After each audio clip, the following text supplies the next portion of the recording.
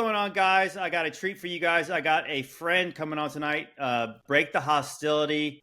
My friend Jason, and which is a very interesting story, is that he was the first person who even mentioned who I ever heard mention the short season of Satan, and I actually had to go look it up afterwards. So, man, Jason, welcome to the show, man. Hey, man, thanks for having me. It's a total honor. Man, it's been a long time coming. I'm glad that we actually have the time together to do this. And, it's been like from the time that I told you, what was that? Was that, about 3 years ago? It had to be right around the time. Yeah. So, like, a little setup was that when I first started sharing my faith on Facebook, my brother had a lot of friends. Like, so he's kind of old school conspiracy Christian on Facebook. And I think once I started sharing my faith, and I think my brother either reposting some of the stuff I posted, I would get friend requests. And I think before I never accepted people I didn't know. But then, of course, I'm talking about Jesus. I'm really not posting much personal stuff. And so I'm not sure if you became my friend because you were friends with my brother Frank first. But this is kind of like even TikTok. And then I started posting TikToks a little bit later. And I think then you were like, you kind of obviously were aligned in a lot of the stuff I was posting, except for when I was posting like end time stuff, the Mark of the Beast. I know I was coming against you every time you. Well, you were cool about it. And I think that's the cool part. No, that was the cool part about it, was like you were saying like, oh, Jesus already came back in 70 AD. And I was like, what? I had to go to my brother. I'm like, what? People think that he already came back? Like, I'm serious. Like, I had to look that up. Yeah, like, and it was like, he's like, oh, that's preterism. So I was like, I had to go like Google preterism, and I had to look it up. I mean, like this is like 3 years ago, is that I'm just learning about this stuff, and I guess that's the cool part was, as I slowly started to come along to this, actually, I reached out to Jason. I said, hey, do you remember when you were talking about this?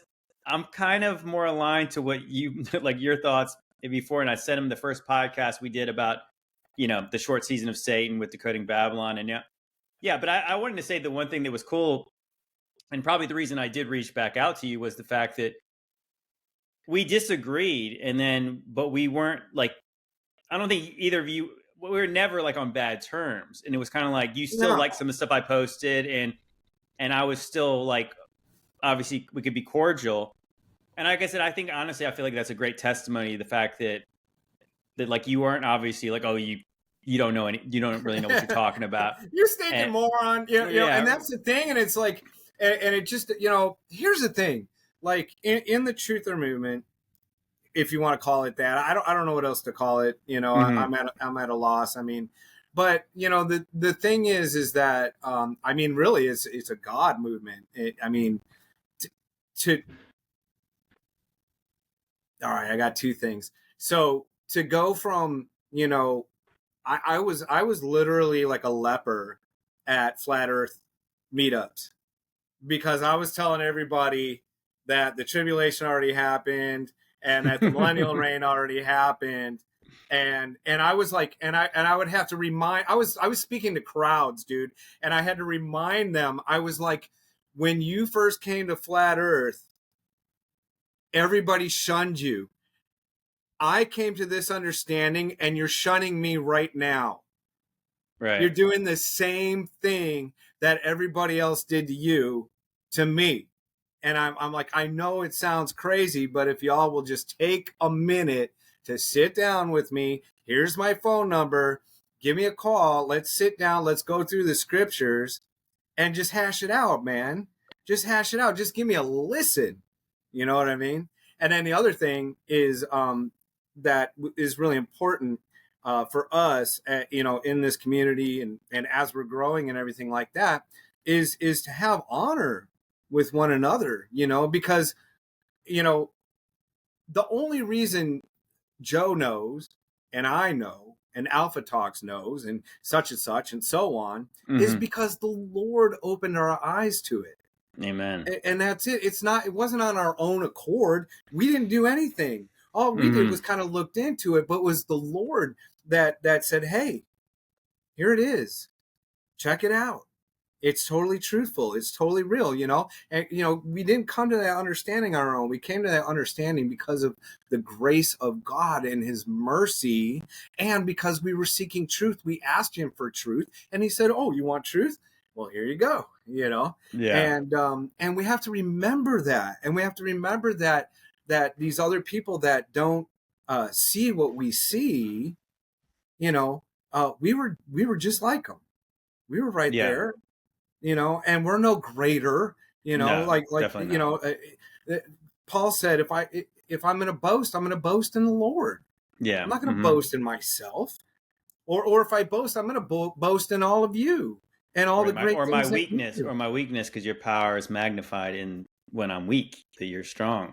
Absolutely. And so, you know, the thing is like we're trying to win ones over to our side, and you get a lot more bees with honey, man. You're not gonna Right. do you're not gonna do it by saying horrible words to people and calling them stupid and idiots, and or you're asleep or you're just a sheeple, you know, or whatever. Right. That's not gonna win anybody over. That wouldn't win me over, you No, know. I mean, I think that exactly. I think that that's the thing, like where I remember like flat earth, for instance, like I was saying like, why is this important? Because this is like before I looked into it too much. Why is this important? And somebody would say, well, because when they realize that this place is not where we're told it is, they'll realize there's a creator. And of course, yeah, I don't think that I was necessarily wrong. And I said, people could know that it was a flat and they could still not believe in Jesus. I mean, like, so that's not ultimately like the place. I mean, I agree now to the extent of like parts of finding certain lies we've been told and then realizing Jesus is the truth. I believe that that will lead you toward him. But yeah, like at the end of the day, like flat, round, whatever. I mean, it's like obviously if you die and you know Jesus and you're following what you know, you're led by faith to do what's right. Like that's the more important part. So I mean, I feel like that getting them to Jesus is the way, you know, like that's ultimately our purpose here. And then you let Jesus work those all the kinks out. You know, like I think that's like being sanctified and being God's grace is allowing you to kind of he's reproving you. So like we're not a finished work. We're never going to be a finished work until we're done, you know, until it's time for us to go.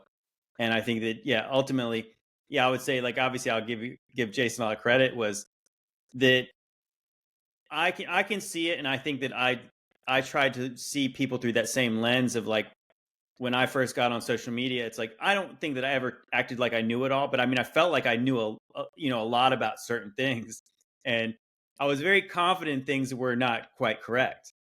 But I think that like you see, and I see people in the same way where like they're zealous, and I believe for the right reasons. They might not have all the information correct, but what is it kind of almost like what's the verse about basically like don't don't tamp down the spirit, you know, like you have a young person who's very zealous, right, you know, yeah, yeah, you kind of have to be gracious with them. It's like yeah, I know you, like you don't quite have it all. I almost feel like it's like Peter, you know, Peter was so like out yeah, there, you know, yeah. before he knew anything.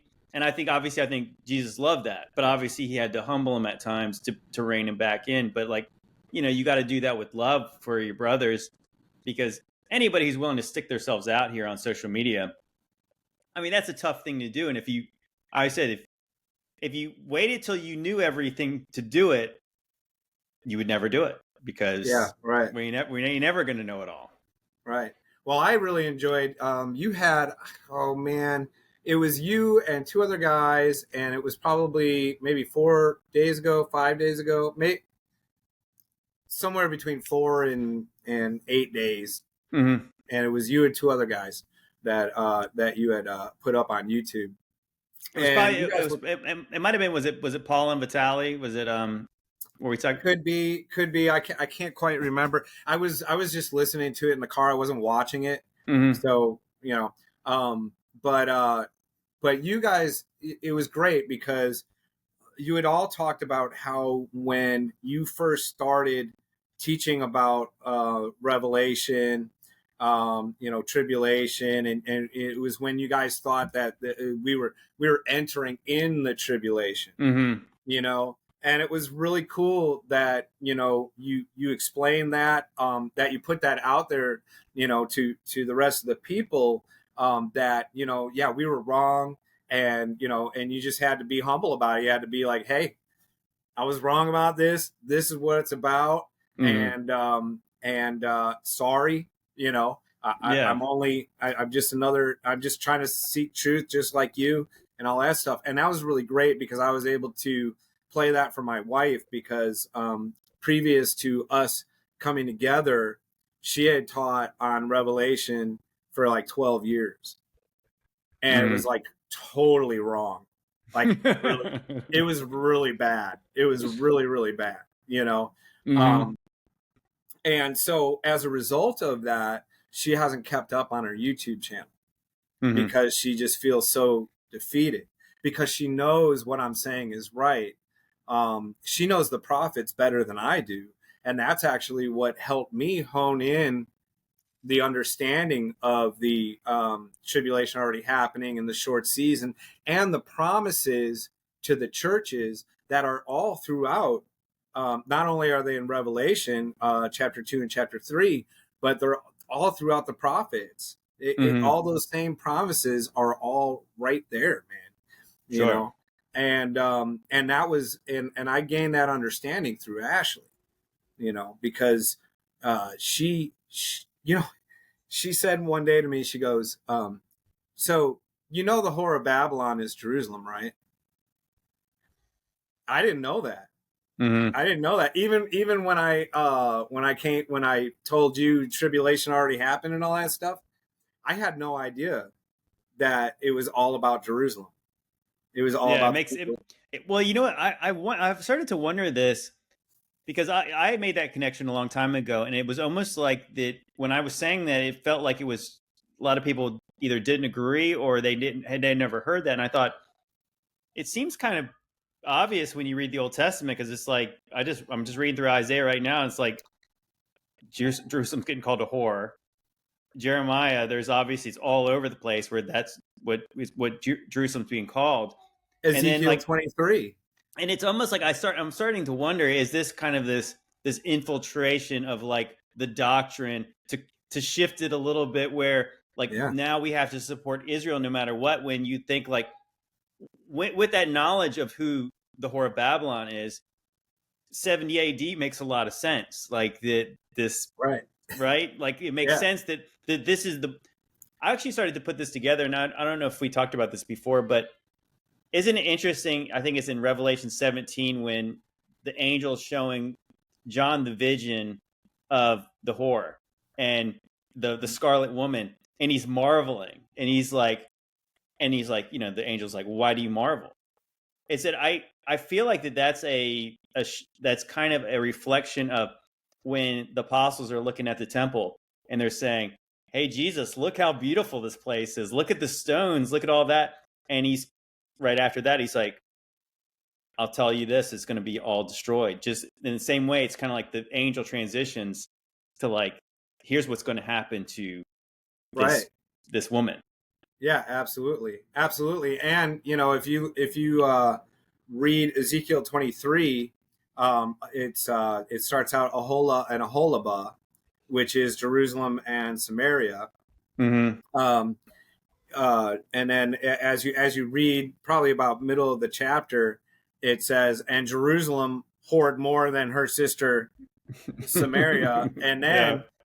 then it talks about the blood of the cup of the martyred saints and all that Right. stuff, which is exactly in Revelation chapter 17. So yeah, and so that really, when she told me that, it just, everything just came flooding in. It was like, now it, because like, I don't know, what was it, 3 years ago, 3.5 years ago, four, maybe four, when I started my whole Revelation studies and stuff on YouTube, and I was trying to put it out there. What happened, I had to draw back because I ended up having more questions than I had understanding, and people were messaging me and saying, well, what about this and what about that? And I'm like, Right. hey, I don't know about that, but I'll tell you what, I'm going to go find out and I'll get back to you on that, and when it was happening a lot, then I realized, okay, I'm missing something. There's something that's not bringing all of this together, you know? I know exactly what you mean, because I think that's why I was always resistant to explain. Like, I did videos that kind of explain like the new covenant versus the old covenant. I did videos explaining certain parts of the Bible. But I remember when I was studying Revelation to be like, one day I thought I had it kind of figured out, and the next time I read it, I'm like, I might be completely wrong about everything I thought. Like, and it's like that happened to me at least two times where I was like, I thought I had it, and I'm like, wait a minute, I don't have it. Yeah, And so I hold think on a minute. that humbled me enough to say, this is confusing. But I think it's less confusing with the understanding of this is not trying to map out future events in the modern day age and all that kind of stuff. It makes sense in the context of, okay, you have the whore and then you have the beast. So Yeah, you have Jerusalem and you yeah. have Rome. And so like those things, and it's like, okay, so it makes sense in the context of who the audience is, the times they're living, and it makes perfect sense. I mean, it's still not super easy to understand, but what trying to map those visions on today, of course, that's where you're just like, well, maybe I've got it completely wrong. It's like, yeah, because you do, like, your premise is off from Right. the beginning. Well, I mean, that's not even Jerusalem over there. Well, That's yeah, not I even. mean, well, That's it's not hard. even. Actually, have you ever seen this? And I saw a pretty interesting video about this. About, like, a lot of people would know. Well, maybe we can talk about this a little bit later. But I wanted to bring this up, was that if you see old maps, sometimes you have to turn them to get them to, like, okay, so because we can kind of, like, in our minds see Africa and like Europe the way it's situated, but Mm-hmm. like a lot of old maps are turned, and so it was kind of like the old maps would actually, north and east would be kind of almost like actually east was north, and like, I don't know, have you ever seen that where it's like, yeah, it'd be like that maybe we're looking at the wrong north in order to get our geography correct. That kind of blew me away. I don't know, maybe that was a little bit of kind Yeah, of I too don't much know. of a rabbit jump. I mean, I don't know how. You know, it's so hard to believe anything anymore. I don't know how accurate the Mercator map is, the one that all the flat earthers use Mm-hmm. with the Rupus The Rupus Nigra, Nigra yeah. in the center, and then you got the the four islands out, and it does show like America and all that stuff. So I don't know. I don't know if it's if it's legit or not. I mean, it seems to be like it's easy to come to that conclusion because of Genesis, right? You got the four rivers and the Yeah. Mm-hmm. and all that stuff. So Well, it's kind of like, if you think about it, like the way that the day of the Lord's described, all these mountains are going to move, the islands are going to be removed. It's, I mean, it's it's not only possible, but it's likely that maybe some of these maps might have been accurate at some point, but maybe after everything happened, even just like I said, for instance, like whatever happened during the mud flood, whatever that was, I mean, for there to be some kind of earthquake or something that caused everything around the whole world to be buried. So what did that do to the and melted. topography? Yeah, yeah. So we have. I guess it's the thing. It's like, I don't know how many different events were like that, or how many, if that was a combined event. But all we do know is, whatever, it was a world changing thing. So could that have changed the maps? Well, I yeah, mean, and I think it did. I think couldn't have helped but change the maps, as far as like, like you see coastline stuff where stuff's under the water now, or Yeah. like stuff that, like, I even said, I wondered if, what if, like, the Mercator map was accurate at a certain time, but maybe that stuff, that land is buried, or it's under the water now, it's under the ocean. Well, I would think that'd be pre or post tribulation though. Yeah. Oh, You know. yeah. Well, I guess my point is like that during Armageddon, or during some obviously active God, this the map has changed Oh, now. So, absolutely. and even I saw in that, I know that guy Erwan had kind of flip flopped on it. But the one interesting point he had in that Lost History of Flat Earth, well, he had a lot of interesting points. But the thing that really kind of stuck with me was the lines of latitude and longitude, like the fact that they were designated during the age of Aries, and So we're Yeah. told we're in the age of Pisces, and they never changed them. And so he was saying like that if we're told like guys like Columbus would have needed this to use celestial navigation, it would have made they would have had to update the maps in order to navigate based on the stars. Yeah. So Absolutely. the fact they didn't do that, or if they did, it means we don't have the maps that Columbus used. You Right. know, Right. because they would have updated that. So I think that there's a reason to question all the maps. And I guess, and to be perfectly honest, like I don't have a boat. I've never gotten in the ocean and tried to go sail to some place where they know it is. You get in a plane and then you'll go to wherever it is. And like, how would you know if the map looks like whatever? I mean, all you know is you went from where you live to Paris. I do. Obviously, everybody talks about like, hey, that was a weird flight path. We stopped off in here when this doesn't look like it's on the Oh, map. right. Right. Yeah. So Yeah. we Yeah. do know that there's obviously funny business, and obviously that could be that it's a we're working with a flat Earth versus the globe model, or it just could Right. be that like we really rely on what we've been taught and what we've been told, and Absolutely. it's hard to know what's different. You know, it's hard to know what's true about that. So are you down with the Pangea? Are you down with that, like before the tribulation, that it's very possible that all the earth was one landmass and surrounded by water? Like, I did a temple study, because I believe that that when Jesus is talking about heaven and earth passing away, I believe that he's talking about the temple, the second temple being Mm-hmm. destroyed. Um, and because well, anyways, we'll get into that later. But but anyway, so I did a study on it, and the way Solomon's temple, the first temple, was designed, it was designed to reflect the geography of the earth. Well, actually, the creation of the world, because the temple was in the middle of a courtyard, and the temple represented earth, land, and then the courtyard represented the waters, the oceans, Mm-hmm. and the walls had actual water waves in like tile or something like along the walls and all that stuff. So Well, the one base it wasn't the one basin called the sea.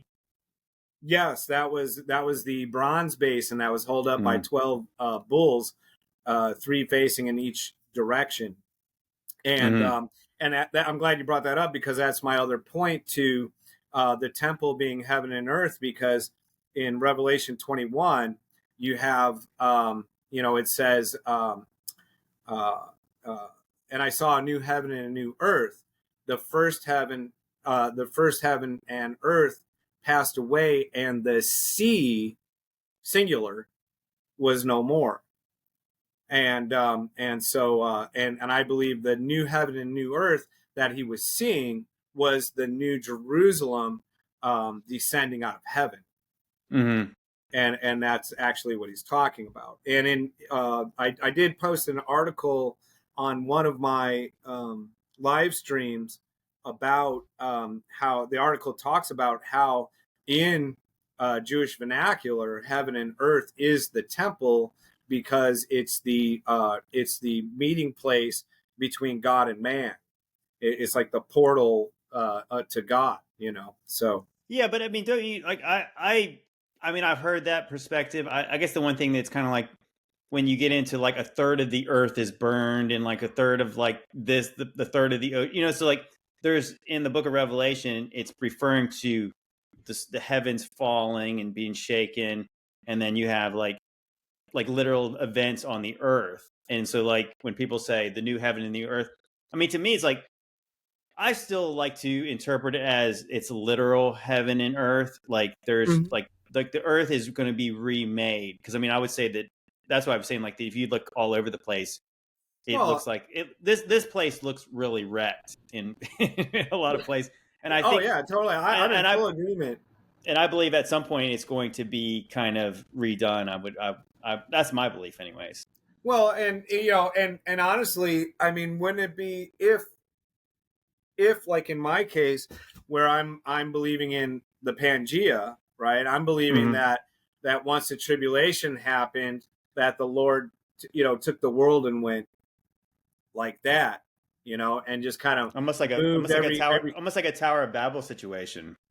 right, where he moved everything away from his holy land. So of his holy land being, Mount Zion, the biggest mountain in the world, Mm-hmm. and the land around that mountain, it seems to me like he pushed everything off and away from him and his people. Yeah, I mean, You know, I had never heard. I think the first podcast we did about the short season, Vitali Alpha Talks brought that up, that he thought it's possible that Pangea it was real and it was way more recent. I mean, it is interesting, like because a lot of people would wonder, so how would they have spread the gospel throughout all the world, the ends of the earth, in the times of the apostles? I'm not sure. I do know that Paul says in Colossians 1:23 that every creature under heaven and earth had heard the gospel. So it did happen. So how did it happen? I mean, obviously it makes sense with, and I guess this is the hard part, is like that we're taught that these people were very primitive back in those days. And that's probably not true either. So like the point being was they did it. I mean, we know that obviously Paul sailed on ships. A lot of it's, I mean, we're believing we're just they're sailing across the Mediterranean and different types of rivers and stuff. But I mean, point being is it happened.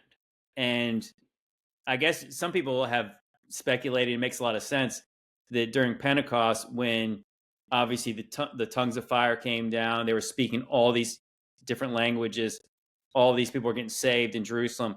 And then those people obviously went home. They told everybody what happened. They told people yeah, what the power of God. And so it wasn't just Paul and the apostles. Obviously, that day was probably like really when those people, because I think Jerusalem is obviously a trading hub. People are going every which way around the world, and then they're spreading the gospel. Could right, it because could it because the land was easier to navigate? Probably. I mean, it makes that's what I'm sense to me. thinking. Makes Yeah, sense to me. because okay, so on another live stream I did, I talk about how Jerusalem has been at the center of the earth, and it always has been. Because Jerusalem and Mount Zion are totally synonymous, right? Like you can't have one without the other. They're right there. And then even back in David's time, you had City of David, Mount Zion, right? Mm-hmm. So it's very interesting if you look in the book of the book of Jubilees, in I think it's like chapter 4 or something like that. It talks about how there's three or four places that are holy to the Lord, and one of those places is Mount Zion, and it says that Mount Zion is at the center of the navel of the earth, right? So you have that.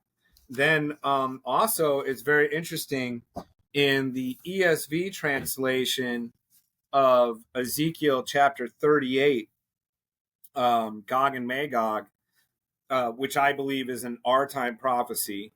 Mm-hmm. I don't know. I don't know what your thoughts are on No, that. that's my belief, because I guess if I believe that a lot of Revelation jumps around, but Revelation chapter 20 is chronological. It tells you this happens and this happens, and after Satan's release, he gathers the nations. So he's obviously deceiving the nations in order to gather these armies, which would be, if we're in the short season, that seems to be what ends the season, because God rains fire down on the nations who are coming against the saints. Yeah, I agree. I think Revelation chapter 20 is just kind of like it's kind of is a timeline. It's just saying Mm, this is the order of things, from this point on. Jesus is reigning, and Satan is thrown in the bottomless pit congruently together. It's happening at the same time. Because that period, that millennial reign, is also considered Jesus's rest. It's his right. it's his Sabbath, and well, it makes sense because John Gotti just got put in jail, and he doesn't have to go, worry about that guy anymore for a little while. I don't know. But No, well, so here, might as well bring this up because it's funny because like on in this short season community, there's obviously people who are going full preterist, and a lot of the people who are full preterists.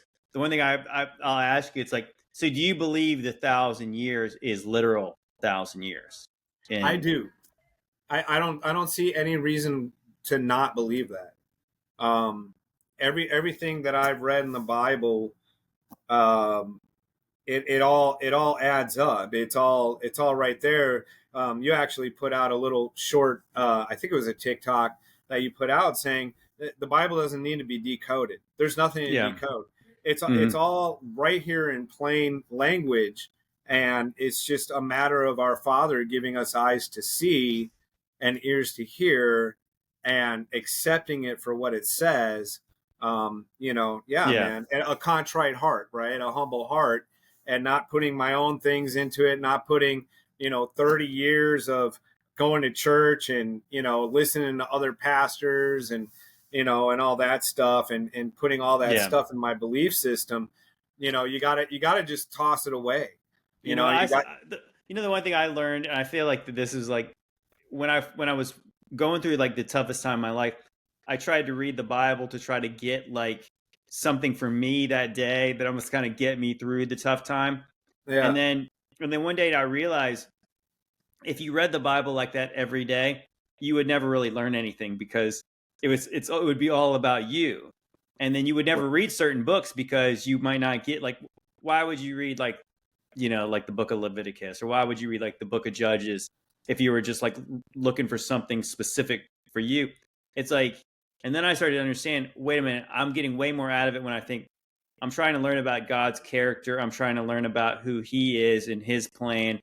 And then when you kind of remove yourself from the thing, that's right. now you can actually see what's being written, like to who it's being written at, who's the audience, and like what's the context here.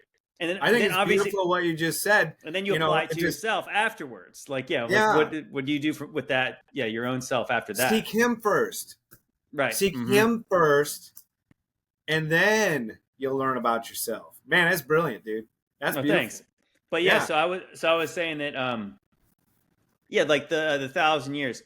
That's the thing that kind of trips me out is that I think that that's why like I don't like the term preterism, because I think that for one, it puts us in some kind of box. It puts us in this camp of like, so they it's can not say even what we believe.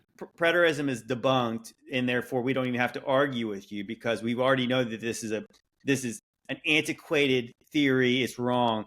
But what I would say is that we're more like Bible believers. We're biblical literists. We believe like what it says literally. The stuff that's allegory is often interpreted right right after what it's written. And so like there's people that say that, oh well, the language that's being used for 1,000 years, it could mean uncertain infinity. I was like, well, you know how I know it's not uncertain? Because Satan is put in the pit for a certain amount of time and then he's let out after that.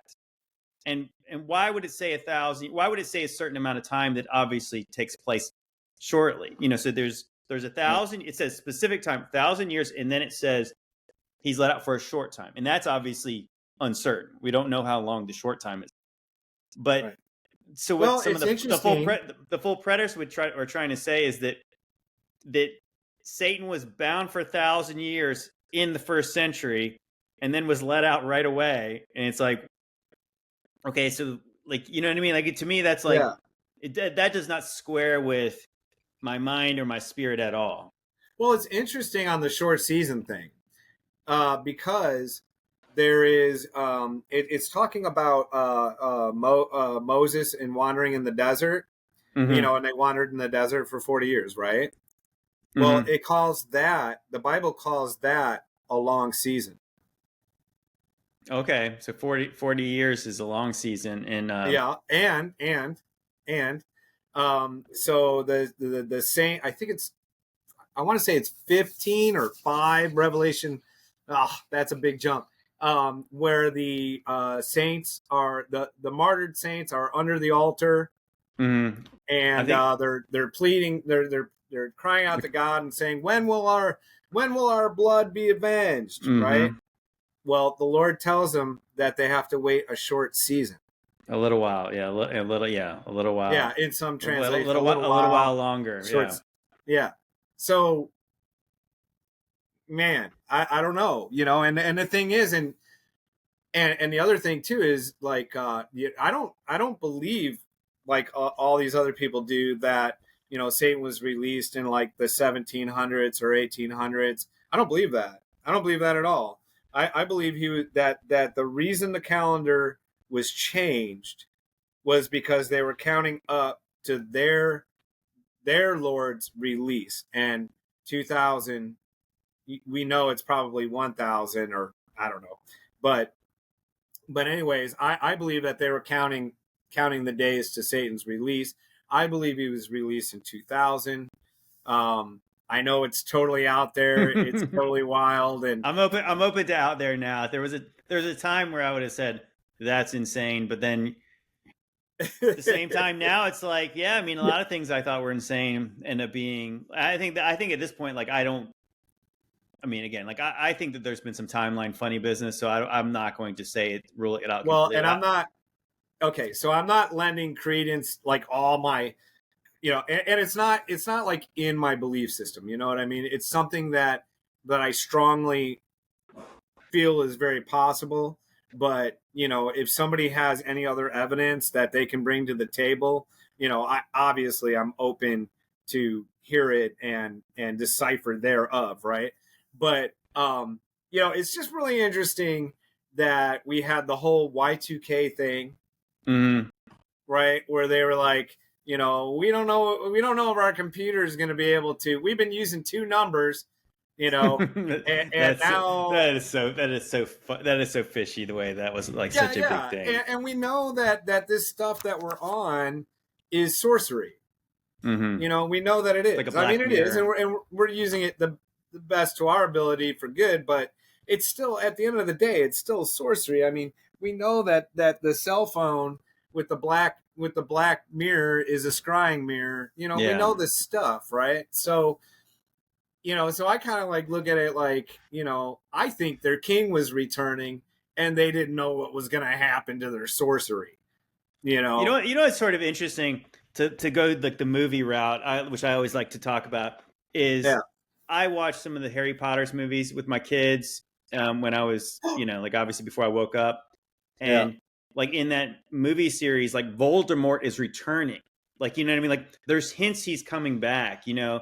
and he's like obviously the one who's not to be named, which is interesting, like how the devil's name's not in the Bible, and so he's coming back, and there's like it's almost like he needs to regain his full strength. And it's kind of similar in the way that you have like Sauron in the Lord of the Rings, where he's just an eye, and then, but he doesn't have his body yet, And I think ultimately, I don't know if that was the goal in the movie, where he was eventually going to be to regain his physical form.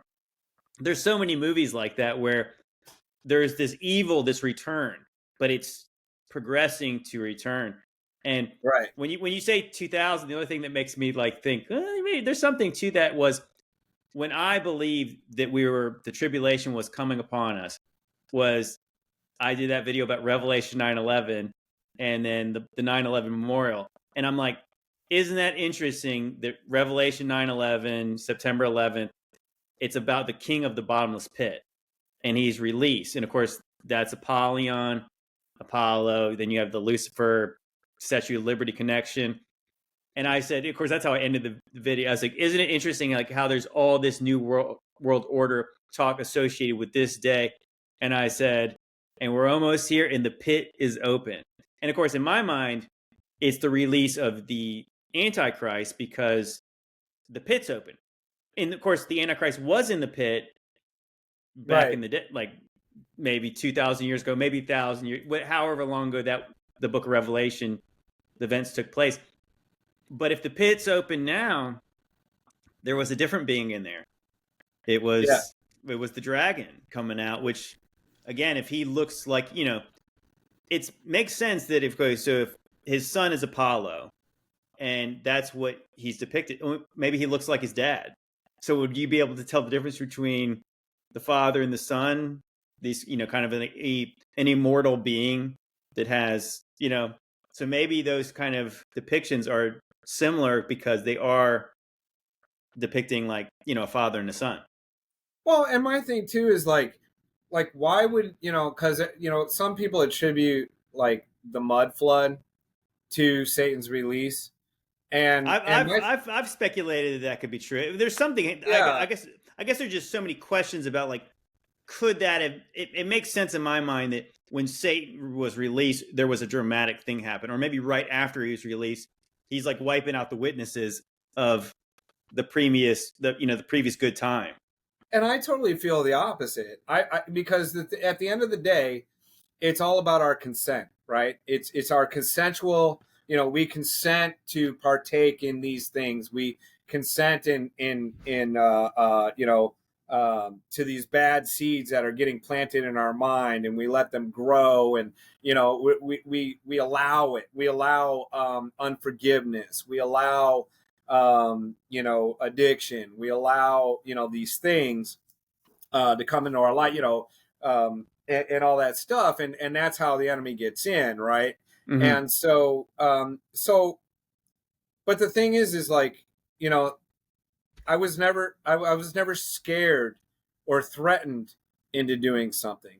It's always been like, that first hit of pot, and and I'm hanging out with some people and I'm laughing. I can't stop laughing, when pot used to make us laugh, it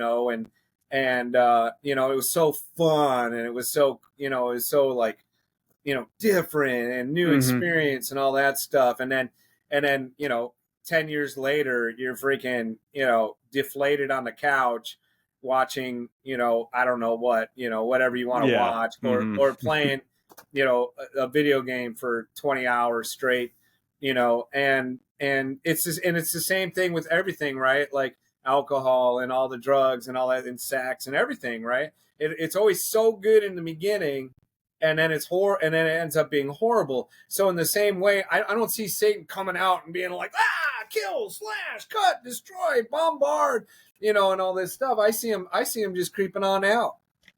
Don't even. I'm not here. Well, Don't worry about me. I Don't worry like to use about me. that quote from like and I know it's not originally Screw tape from this. letters.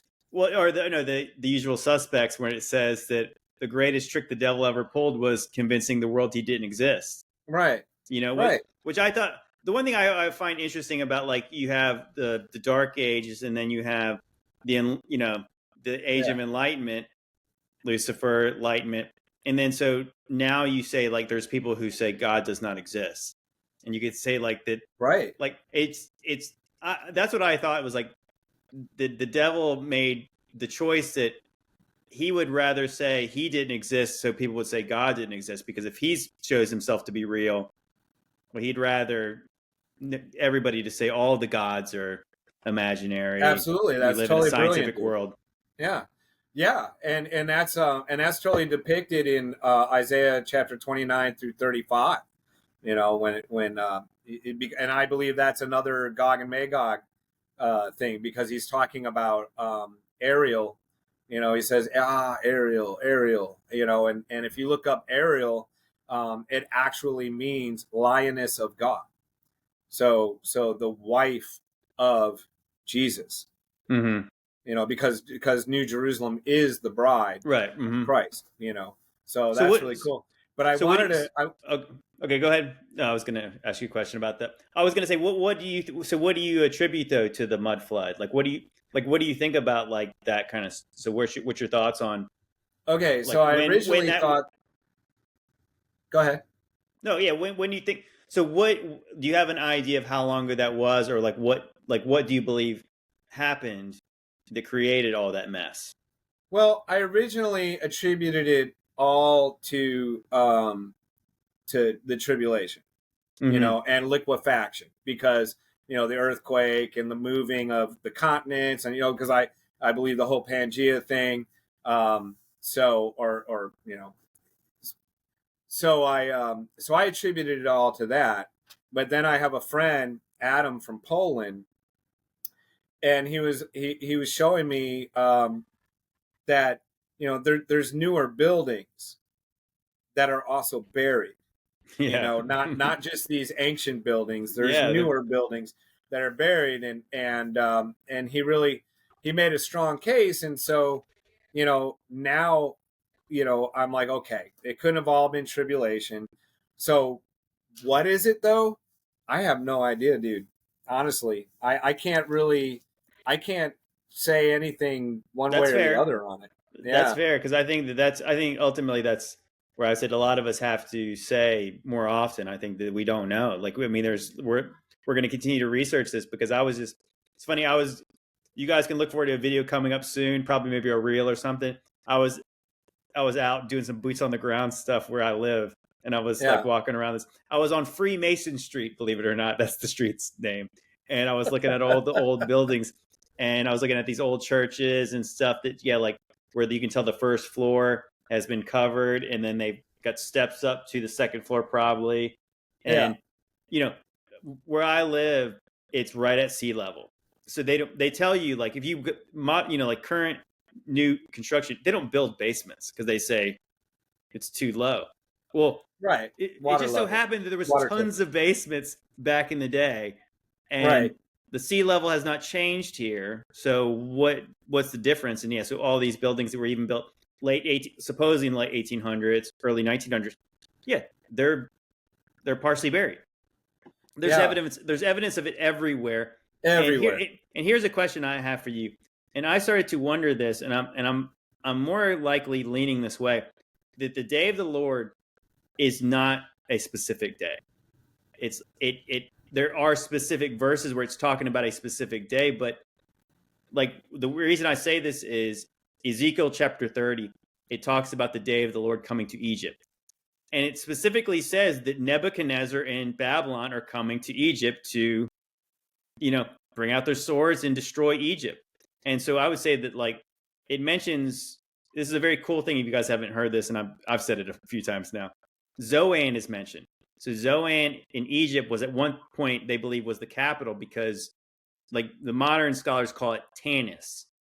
And if you go look that up, there's these megalithic statues, and they're scorched and just strewn. It's like literally like a kid threw his toys around. Yeah. There's a foot that's about 7 or 8 feet long, and it's only the foot. The rest of the statue's gone. It was clearly an act of God, and that happened, you know, a long time ago. I mean, I don't believe that happened during 70 AD, which I believe obviously would have been the day of the Lord that's often talked about. But is it possible that the day of the Lord is just the day that God comes in judgment to Egypt? He comes in judgment to Babylon. Is it possible, like he's coming in judgment to Jerusalem, but then later he's coming in judgment to the beast empire? So the day of the Lord would be more like when, just like in the book of Genesis, when God is saying this place is going to be destroyed, and Abraham is negotiating with him. We're like, that was, Yeah.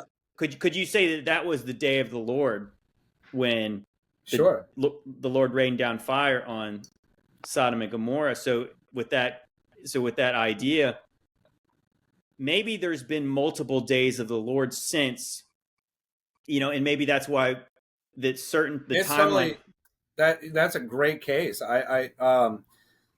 Yeah, I like your case. I mean, I wish I have been reading things from like the 1600s. I'm in the 1600s right now. I want to get to the 1700s and the 1800s as well. Mm-hmm. And I'm hoping to find just, they can't cover it all up. There's got to be Mm-mm. just a little, and I found one and I wanted to share it with you. Okay, sure, yeah. So I'm reading A Voyage into Tartary, and it was written in 1689. And I can't pronounce anything after that, but they had so much more understanding. But okay, so I was reading it this morning, and it's in Old English, so you have to really Mm-hmm. like switch your brain and all that stuff. But he visited the and now I'm going to say it wrong. The freaking Acropolis. Okay. um, or the Acropolis. No, the was it the Acropolis? What? Paul went there, and it was they had the altar to the unknown God. Is that the Acropolis? Am I I correct? believe you're correct about that. I'm not exactly sure, but yeah, I know I exactly think what it you're talking is. about. Mm. So, anyways, in this book, this guy goes to the Acropolis and he actually sees the destroyed altar to the unknown God. And he also notes he's a traveler, and he also notes that they are digging up statues from under the ground. Okay, so in this you said the 1600s. They're talking about digging up Yeah, stuff. this was 1689. Yeah, I mean, yeah, there was definitely a time where, like, well, it makes sense too. It's like, so I saw a friend posted shared this image of, it's the gate. I forgot what they call it. It's certain some kind of gate in Iraq that has like the old, kind of cherubim looking, animals with the person faces and the beards, and Yeah, it's a really famous thing, and it's from 1850, I think, and it's like it's completely covered under the ground. really. It's unreal. Actually, let's see if I could pull that up. Yeah, let me see Yeah. what we're While talking you're of. looking for that, I wanted to go back to that center of the earth thing and how Jerusalem has always been at the center of the earth, um, because you and I both agree that Ezekiel 38, the Gog and Magog prophecy, is an our time prophecy, right? Correct. Okay, and so when you get to verse 12, it says it's talking about Gog and Magog. It's talking to Gog and Magog, and it says in verse 12, it says, "To seize spoil and carry off plunder, to turn your hand against the waste places that are now inhabited." And if you're savvy with the prophets, you know that the waste places were the lands around Jerusalem that were constantly getting sacked and constantly, because it's all like farmland and stuff like that, right? That's what you know, Hmm. they're uh, they're feeding the people with, right? Is all the farmland, storehouses, and everything that are around Jerusalem, Hmm. as well as like other little cities that are around there too, which I believe that's the camp of the saints. But so, anyways, it says the waste places that are now inhabited, and the people who were gathered from the nations who have acquired livestock and goods, and here's the mic drop, who dwell at the center of the earth. Wait, where'd you get that from? From the center of the earth? That's Ezekiel, or yeah, Ezekiel 38 verse 12. Okay, yeah, that's weird. It's actually very interesting when you compare to a lot of other things we've learned. Do you wonder if there's part of it where it says that the kings and all the people are going to go down and try to hide? Is it possible that some of them did hide? You know what I mean? Like that they actually did hide. I guess my first thought was that they were all eventually dug out of there, and then obviously Armageddon happened. But I mean, we know that the events of Revelation does not kill everybody on the earth. It Right, kills, just obviously, most. it kills his enemies, whoever he wants, but it doesn't mean that certain people that went down into the earth didn't stay down there. There's actually a crazy there's actually in the movie, what is it, I was talking about this other day. There is a movie called The Time Machine. I think it was early 2000 movie, and it had Guy Pearce in there. And so he's going in time, he's going into the future, and eventually he like gets injured. He falls on this lever, and he goes way into the future, and it looks like old times. But so like it looks like almost like kind of very primitive people. They're living on like cliffs and stuff.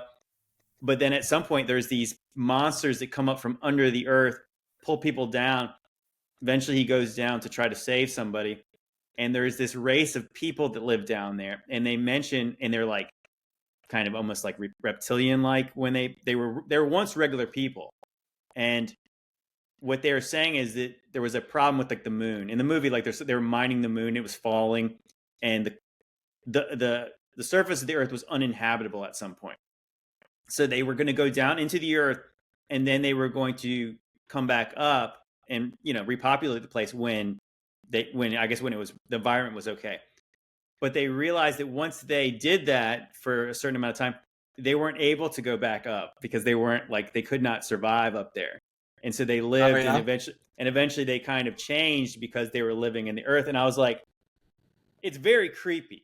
And it's like, it almost makes sense. So at some point they're using the people on the surface as their food source.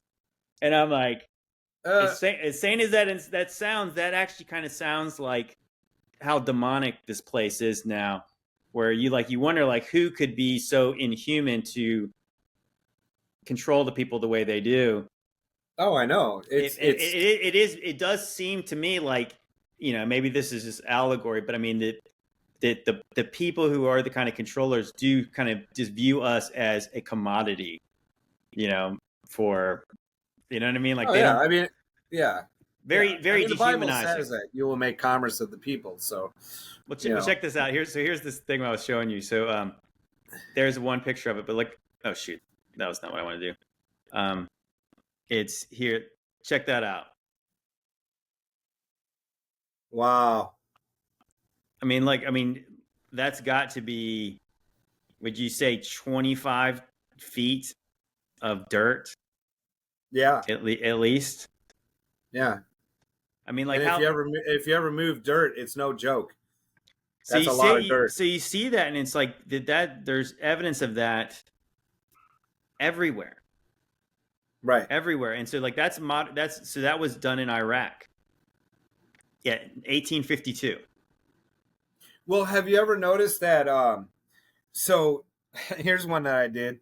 So if you go to Google Earth and go to every major city that is by water and just start going down the coastline around the city, Mm-hmm.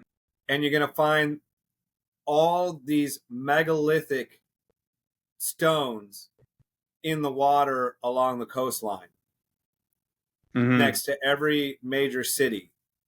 And Interesting. I have to try that. the reason I started this search was because I used to live in Chicago, and I used to go over to the pier on Lake Michigan, and I would fish. And there was these like huge, I mean huge, we're talking like car size stones littered all under the water. Like you on a clear day, you could see them everywhere. And I used to cast my line like like in between them and stuff like that, because all the big fish are gonna be hanging out down in between these stones, right? And I remember that was when I lived with Jesus people in Chicago. It's a commune, longest commune ever. I don't recommend it for anybody now, but but anyway, so I remember that.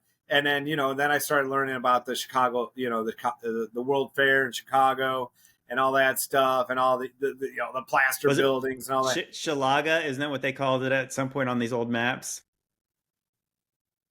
Oh, I can't remember what it was. Well, I was actually I was learning a little about Chicago, and it was saying like that the mainstream narrative is that, like, the Chicago like was only like in the 1840s was just like a couple little shanties and some tents, but they show all these old maps where Chicago was listed on like back in like the 1500s or something like that, like really old maps. Yeah. Where like Chicago was obviously a major city for a long time. Yeah, absolutely. For a long time. And so anyways, then they're trying to sell the plaster building, narrative. And I was like, oh, that's a total lie, because I went fishing there, and all those stones go from one end of the coast to the other end of the coast, and they're huge, and they're totally like giant bricks. I mean, they're as big as a car, And yeah, so it's unbelievable. So they're totally lying. And then so that's when I started my search, and I started going around to all the coastal cities, and sure enough, It's everywhere, and they all look the same color. It's all, and they're all about the same size. It's just right there. It's crazy. Well, But that's one of the more interesting thing that I just kind of looked into recently of like discovering like John Levi. If you guys are a lot of people are familiar with his work on YouTube, and he's just kind of showing just destroying the narrative. But he's talked a lot about like how this place looks like it's been terraformed, like the coastlines and like the yeah, I've way heard that. Yeah, and you look at it and you're like, it makes sense because like sometimes it's just like we obviously when you're waking up to this stuff, you notice the buildings first, but when you actually understand like the buildings are crazy. I'm not going to take anything away from that, but to understand like the centrally planned cities and the canal systems and like the way the water works around these places and how all the streets are laid out and how the coastline looks this way, how certain harbors actually don't look like they were, that's lucky that that place was formed like that, or maybe it's not lucky. You see that some of these major cities like Paris, for instance, is like a big giant star fort. Like there was a lot of time that put into just planning these places when we're kind of taught that, oh, well, people just moved out this place and they just started building stuff. Like, can you imagine what a mess it would look like if that's actually how things happened? well, yeah, and they had horse and buggy technology. Right. Well, you would have like, you would see like in some of these third world countries where you see people have built little shacks all around some mountainside and it looks like a giant mess. Yeah, Not like this where this, like I said, the streets are laid out in a very certain way. It's yeah. almost like that we're kind of taught like how DC was created, and it's like they planned out everything. But DC is one example of that. Where again, that's another place where people talk about it was at Nuremberg, some other place that you see old maps. There's castles where DC was, and Yeah. like this place is obviously very old. I think the same is true of all the big cities, specifically like Chicago, San Francisco. They look like they were centrally planned because, hello, they had to be. You ever seen anybody put a neighborhood in your neighborhood? They have to, or a neighborhood in your area. They have to excavate. They have to put down pipes. They have to lay all this stuff. And what's interesting, I saw a video about Chicago, and they were talking to some maintenance workers in some of these, like, what is it, the Natural Arts and History Museum or something. One of the old the World Fair buildings that for some reason didn't get demoed, and it's actually made of stone. It's like Oh, it's like when really? they. Oh yeah. I think it's the Arts and something museum in Chicago. Oh, you're talking about those museums? Yeah, there's okay, so there's three museums, Mm-hmm. and they're super old buildings, But man. they claim that they were built for the World Fair, but they didn't build those ones out of the cheap materials. They Oh, were of course they did. so Of they course they didn't did. demo that one, and that one just so happens to be made of stone. Yeah. Well, we also have Buckingham Fountain, Okay. which is like beautiful. It's huge. It's giant. It's ornate. It's amazing.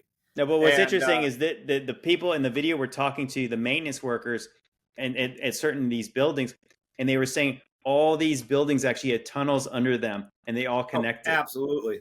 And so, Yeah. so this is funny today, and this will be more into the video I make later. I was taking pictures and I was videoing this old church from like the 1800s. It's got like all this old Antiquitech on there. It's got these spires. It's unbelievable looking building. And so this guy comes out and he starts talking to me, and he's like, and I was like, oh, I was just taking pictures. I said, this place is crazy. It's awesome. And he's like, oh yeah, our church just did a $7 million renovation to this place. And they said, and he's like, and you know what, something you'll never believe. And he's like, I'm like, okay, let me hear it. He's Give like, it to me. when we started to renovate it, we found tunnels underneath. And Of course. of course I was like, no, I'll believe that, because I was thinking like, I knew it. Like I knew like, and that's why it was funny. It was funny. I was kind of like, someone was like, I believe that there's a lot of stuff under this city that obviously people would not believe if they actually knew. And I think Yeah. that he showed me a picture of the tunnels. Of course, it's funny. I was trying to get him on video saying it. He was like, I got to get the church's permission to tell people that. Right. And Right. I was like, whatever. But he showed me a picture of it. And yeah, it's wild. It's like, it's wild. It's like, so where does it go? And I'm sure that they didn't go find out, or maybe they did. It's interesting. It's right off Freemason Street. It's like right over the same place. Oh yeah. Oh yeah. But that's the point. Is like that these buildings that make no sense, and it's even more than meets the eye. Obviously, to me, it's like the buildings are the easiest evidence, and they're probably in some places they're the hardest to remove. Like if it's not just a book they can just burn, it's they obviously did their best to destroy many of these places. But it's almost the other things you don't notice. Obviously, for the one thing you obviously would have no idea about is like the infrastructure of underneath stuff. Even it's interesting.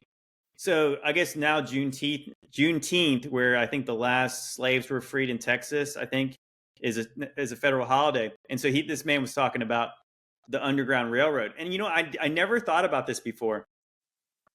That okay, so where did the underground stuff come from that they moved slaves back and forth from? Did you? Yeah, Has yeah, no anybody? doubt. You know what I'm Did saying? they Like, just dig a tunnel? Like, isn't that funny? Because I just thought about that today. I'm like, okay, yeah. So I guess there was tunnels, though. Like it's almost like did you? like the thing you would never even like think to ask in the school. You're like, but now it's like, wait a minute.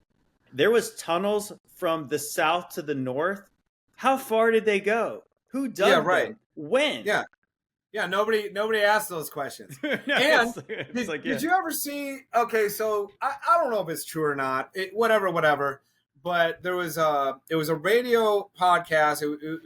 It came across my stream in YouTube, and it was this guy was interviewing this kid was like special operations or whatever special forces or like one of those guys like top secret and so anyways it was the father that was being interviewed, and the father was saying that he didn't hear from his son for like a month or so, and that his son would always find a way to check in at least like once a week, even if it was for like just a couple of minutes, he would always find a way to check in, and he hadn't heard from his son for like a month. And finally his son is able to get a hold of him, and he says, "Dad, you're never going to guess where I am." And he said, "Where are you?" And he said, "I'm under Arizona." Oh gosh. Oh wow. And wait a minute, he got there from the Gulf. He got there from where? From the Gulf.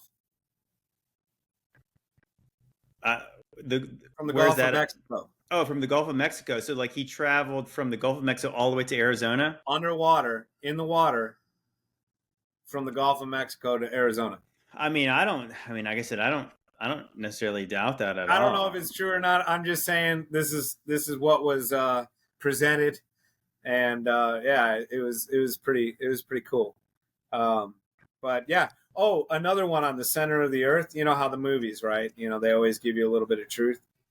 Yeah, sure. I wanted to mention in the Greatest Story Ever Told, that movie about Jesus. It's like what 1970 something. The who is it? The Magi, the shepherds are going to King Herod, right? To tell him about the star that they saw the star, Jesus's star, right? And King Herod's sitting there. It's in the movie. I tried to look up the timestamp. I couldn't find it, but I have it written down somewhere. And King Herod says, "You traveled from Asia to the center of the earth because you saw a star?" And they were like, yeah, we did. So you got King Herod saying in a movie, "You traveled from Asia to the center of the earth."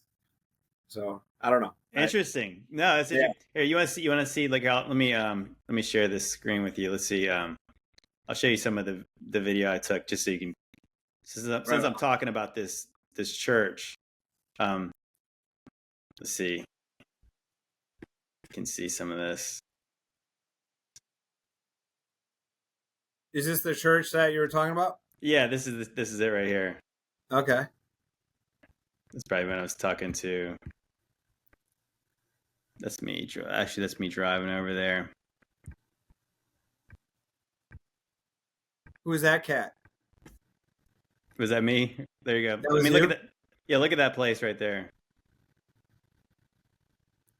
It looks like they did something to the outside of it though. What do you mean? Like not where the top of the spire is. That looks, you know, they did something like they stuccoed it maybe or something Well, I think a over lot of the. these, I think a lot of these buildings were, yeah, where they might have been stuccoed over later, or they were painted. Yeah, But, yeah, but yeah, like it's clear but it's like this. still the bomb. Yeah, I mean the place is crazy. Let me see. Yeah, Let me see. I mean, yeah. So there's a bunch of churches around there, like this one right here. Like that one is just insane. It's like this one almost is like it almost reminds me of I'm getting Lord of the Rings vibes where I'm like we got the two yeah, towers absolutely. because these And things look. you're in construction, aren't you? Yes. Mm-hmm. So you know that in order to build a building like that with the spires like that's a whole lot of extra work. Oh, I mean, what we're It's taught. I not. mean, well, no. I would say what we're told is that again, these people are doing everything by hand, and of course, when you actually see the details on these churches, they would have to do them by hand. And so, like that church that I just showed you, the last one, you can guess how long it took them to build it. 1 year. So they built this church in like 1 year, There's and no you're way. like, no way. Like no, like Right. literally no way. Like all these churches are built in such a short amount of time, and yes, like even today, like they would have to probably hand do some of that stuff because there's no machine that just does that. There's no tool who just makes those spires and those that Antiquitech and all that stuff. And I said it's one thing that seems obvious to me is that it's not just for aesthetics.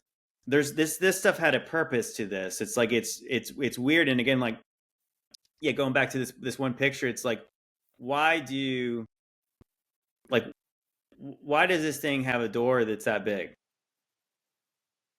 Right. So like we were there a couple weeks ago, and my wife was in front of the door, and it's like she came up to about not even a third of the way up. So the door is probably 18 foot tall. Right. So she came up to like that the first little the across the bottom there. Yeah, not Yeah. even. But I mean, like what I'm saying, like that church. Why would they ever need a door that's that big? There's So there's so a the couple other giants church. could get in. Well, I mean, you do wonder. It's like I don't know if it's that, but I mean, like you do wonder, like why would you make things so difficult in a time where supposedly these people would have been worried about I don't know the Civil War. I mean, like this is built like during the Civil War. It's like they have all the time, they get all the money to build stuff. When literally like part of the South's being burned down. I What do don't know. you how do, how many people do you think it would take to make a building like that in a year? Um, I mean, yeah, that's the kind of thing that there's certain things I don't know that it's. We'll put it this way, like that there has to be probably somebody who could probably do some of the stuff that they do, but it's so limited because I know this for sure because we have renovated old buildings, and there's federal money to go to some of these GCs or these owners in order to restore old buildings now in Norfolk, Virginia. Well, I mean, probably not just Norfolk, just all around the country. There was a time where they were like, well, you have to do it just like they did it. Well, like a couple years later, we were doing it now because we were like, well, there's nobody who really does that now. So a couple years later, they would just fix it. However, just make it look as good as you can, because there's nobody who can do that kind of stuff anymore. I know Even it. in the so I've been in the construction business as far as like being a project manager and like being kind of the upper level in my company for over 20 years now. And so when I was a teenager, I worked with plasters, and then so obviously that trade has gone by the wayside. Like there's people can't do what like the guys I originally worked with could do. And so as I've gotten older and I've tried to hire guys like that, there's just not really many guys to do that. So sometimes when they have big restoration work like that, they'll call in people from DC, from New York, from people who do that, specialize in that stuff. Yeah, I just want to interrupt for 1 second. because you're talking about going over lattice, right? You're talking about Well, right, yeah. Well, I would say that, the yeah, old walls where they were actually right. Yeah, we're just that thin like I'm wood. literally just talking about like the plaster details. We would have to make molds, and yeah, you'd have to like either do lath, metal lath, and you'd have to put plaster with stucco cement inside of it. Yeah, But a lot of this stuff is it's stone, or it's obviously you see the roof details are like they're like copper roofs, and obviously it's yeah, shaped in this kind of way. And or like real clay tiles right, what I'm saying is up like on the I shingles. I honestly don't know. I do know that it's funny. Like there's another example of it in Virginia Beach where I'm from. That the old Cavalier Hotel. This is an interesting story. I saw actually somebody sent me a link, and it was like, do you want to visit a haunted hotel? And so the Cavalier Hotel in Virginia Beach is like the oldest kind of. It's the nicest old thing we have in Virginia Beach because it's kind of relatively a new place, I guess. Even Right. though even though supposedly First Landing was where we live, which that's weird that they didn't ever Wait, build what was anything. that last thing? First Landing, we have First Landing State Park, where supposedly like the British landed here in Oh, Virginia Beach okay. and put up a cross, but they didn't really build anything here. Well, that's weird. But that being said, that this hotel had a lot of celebrities in the 20s came here, visited. Actually, I think it was the guy who was the owner of Coors Beer actually fell out of one of the windows and Oh died yeah. in the 20s. And this building was built again in 1 year, and it's got a basement in a place that has no basements. And Right. like and the funny thing is, so again, this building was built 1 year. Well, when they renovated it a few years ago, it took about 4 or 5 years, I think, to renovate the place. Right. I mean, it does take longer to fix something than it does to build something, but still. But I mean, Right. like, you're talking about a long time. I mean, the amount of difference is it. So, like, I guess to go back to your original question, I don't know. I mean, I have no idea because I have not seen them. I've not seen them build anything like those buildings, Right. and that's why we have so many questions about them because I have not seen it, and I'm in the business where You know, it's really interesting in Jackson Hole, Wyoming. Well, I lived there for about 3.5 years, and those people build their homes like back in the day.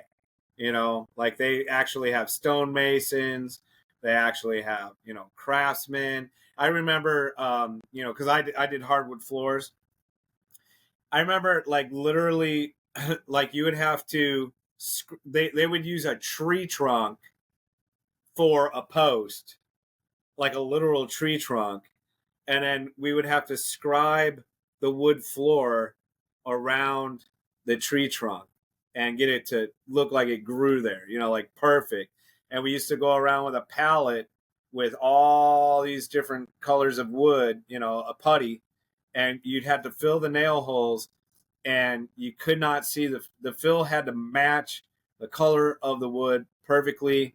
They didn't want to see any nail holes at all in their floor, and it was awesome. I loved it. well, it's I it's loved like what's like that. It almost feels like that there was a time where people tried to emulate the stuff that was from before, and they took more time to do it. And then obviously the further we've got away from when those buildings were built, now nobody even cares. They just throw up cheap crap now. the And like, billionaires care. well, they do, but they don't because they put up stuff that's obviously that it has no style, it's ugly, and eventually they'll just push it down later because they're really not worth anything. Versus Yeah, like the buildings that obviously were built makes no sense. They were built hundreds of years ago. Are the ones that people want to restore because they are beautiful. That they're not the same. yeah, yeah, yeah. What? The one I worked on was on the Snake River. It was a $17 million fishing cabin. Yeah, it was great, man, and all the oh shoot, all the not the joists, all the studs. You know Hmm. how the studs are like 16 inches. Yeah. They were doing like every 12 inches Okay. for their studs, and Hmm. yeah, it was crazy. And the joists too, like all the joists were super close, about like that.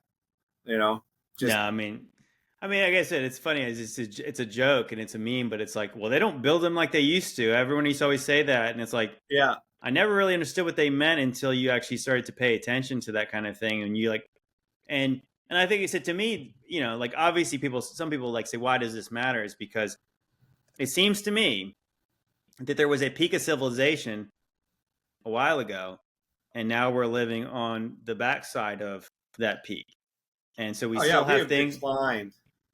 Oh yeah, we've declined in almost every metric except for, like you said, the Black Mirror stuff. Like Oh uh, yeah, other than that, I mean, I would say that everything else, people's health has gone downhill. The obviously the construction, just like the like a lot of like the food we eat, all that kind of stuff has gone backwards. So it makes sense that we are in a post millennial world and we are in a post apocalyptic world. Um, so with that being said, Jason, you got any final thoughts? Do you want to final thoughts, because we were talking about this stuff mhm. today, and it was just this morning. So there's this it's called Replica. It's an app, and Okay. it's an AI friend app. Oh And gosh. yeah, and so I just wanted to check it out because I wanted to ask it questions like, did the tribulation already happen? Oh wow. Are you the disembodied spirit of a Nephilim? Like stuff like that. Like I just wanted to like check it out and see what it Mm, was going to say and all that stuff, right? Well, you have to go through this whole questionnaire thing, which I answered everything opposite of what I really think, and then at the end it said, I kid you not, it says, how would you like your AI to contact you? FaceTime, texting, or a phone call? weird. So this thing literally acts like your friend and will FaceTime you or text you or a phone call you and have a conversation with you. That's I mean that's creepy. I mean that's sound I mean it does really That's get so into the creepy. it sounds like this whole ghost in the machine type thing where yeah, like I mean, could a demon communicate with you through technology? Which I would say I don't see why they couldn't. I mean, Absolutely. it makes sense that people are like, yeah. I mean, I've thought that for a little bit that Ouija boards in themselves have no power, but it's like the intent behind it gives it power. So if you're communicating with your AI in that same kind of way where you're literally seeking knowledge and you're seeking like the truth or some companionship or something by this idol, well Right. then you're giving authority to it and the spirits around there. Yeah, because it's not like Well, what do the you need God for? right. Well, yeah, I was funny because obviously just was reading in Isaiah when he's basically like that. Why not seek the Lord? Where it's like you're going to like necromancers who chirp and mutter. Why not seek counsel from God for the That's things that right. you're looking for? And yeah, uh, that's a great question. Why don't you go to Him? Because you don't have the faith that He's going to give you the answers, or maybe He's going to give you answers that are different than the ones you're actually seeking. Well, and we found out today via your wonderful understanding that you have to seek the Lord first. You have to forget about yourself. Seek the Lord first, and then you'll learn about yourself. Yeah, we learned that today.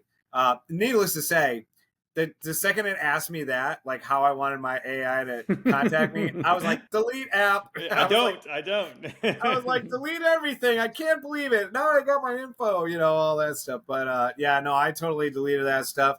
And the other things, yeah. So it's Break the Hostility 1971 is on YouTube. And I wanted to say that I firmly believe that that is not Jerusalem over there. That Jerusalem's at the center of the earth. Hmm. I have a lot more on that. Um, And yeah, man, and it is like such a blessing to talk to you and get to hang out. You know, I've been wanting to.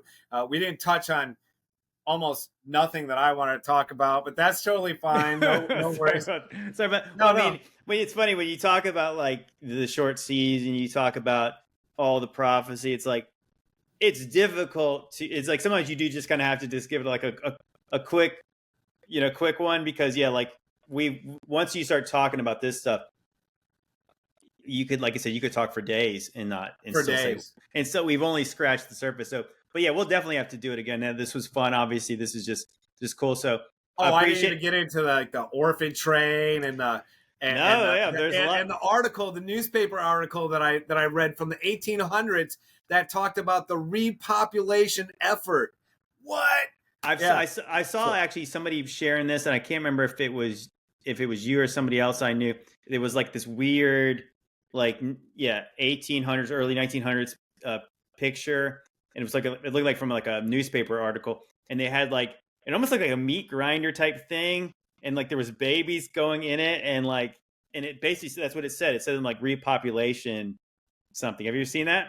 no, I haven't seen that one. I'll have to find it. It I'll have to wasn't send it to me. you. It wasn't No, me. I'll have to send it to you because I'm just like, yeah, that's strange. So we got a lot of questions about it. So we'll have lots more to talk about when you come back on, man. Yeah, But no anyways, doubt. Because I wanted to appreciate. ask you about.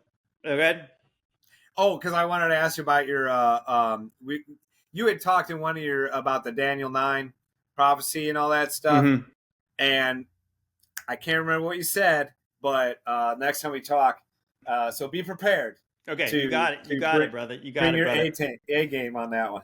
Well, all right, brother. Well, anyways, you guys obviously all Jason's links will be in the description. So you obviously give him a follow. I think that obviously this community, especially talking about this kind of topic, we need more voices. We need more minds and hearts put together, iron sharpening iron, so we can get closer to the truth. So once again, man, appreciate you coming on, and obviously, like, well, I'd love to do it Appreciate you again. having me.